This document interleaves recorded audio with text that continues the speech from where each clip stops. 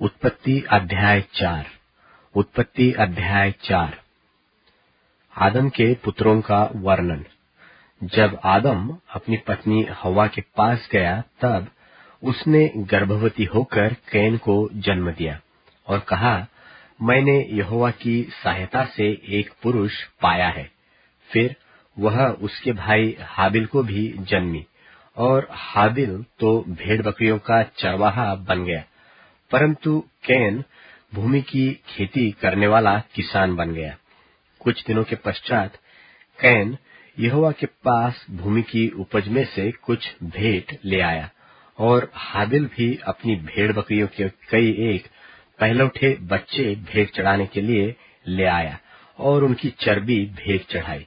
तब यहोवा ने हाबिल और उसकी भेंट को तो ग्रहण किया, परंतु कैन और उसकी भेंट को उसने ग्रहण न किया। तब कैन अति क्रोधित हुआ और उसके मुंह पर उदासी छा गई। तब यहोवा ने कैन से कहा, तू क्यों क्रोधित हुआ और तेरे मुंह पर उदासी क्यों छा गई है? यदि तू भला करे तो क्या तेरी भेंट ग्रहण न की जाएगी? और यदि तू भला न करे तो पाप द्वारा पर छिपा रहता है, और उसकी लालसा तेरी ओर होगी, और तू उस पर प्रभुता करेगा। तब कैन ने अपने भाई हाबिल से कुछ कहा, और जब वे मैदान में थे, तब कैन ने अपने भाई हाबिल पर चढ़कर उसे घात किया। तब यहोवा ने कैन से पूछा, तेरा भाई हाबिल कहाँ है?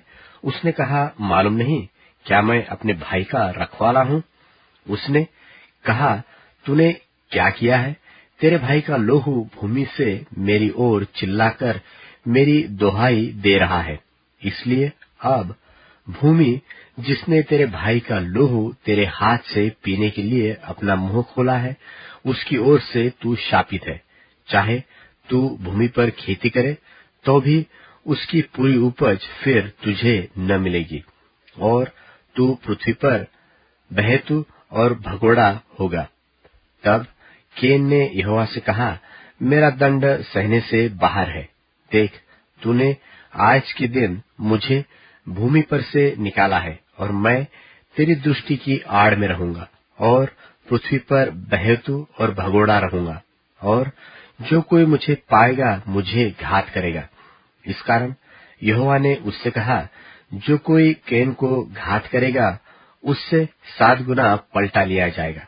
और यहोवा ने कैन के लिए एक चिन्ह ठहराया, ऐसा न हो कि कोई उसे पाकर मार डाले।